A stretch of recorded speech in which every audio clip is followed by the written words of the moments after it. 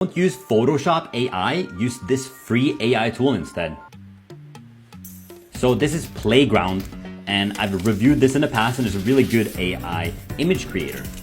Now you have object eraser, so you don't like the grapes on top, just erase them, and you have a normal cake. You don't like a spoon being there, make it a fork. We've seen this before with other tools.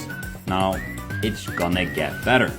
If you just select and say add birthday candles, it just happens. Now select over here, light the candles, and it just happens.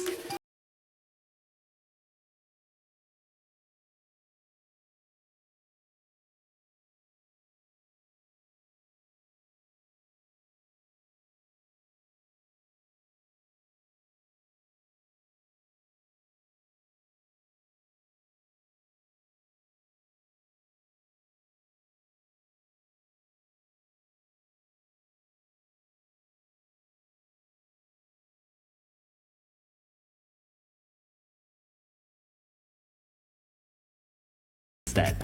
Okay, select the girl here and put her on a different background.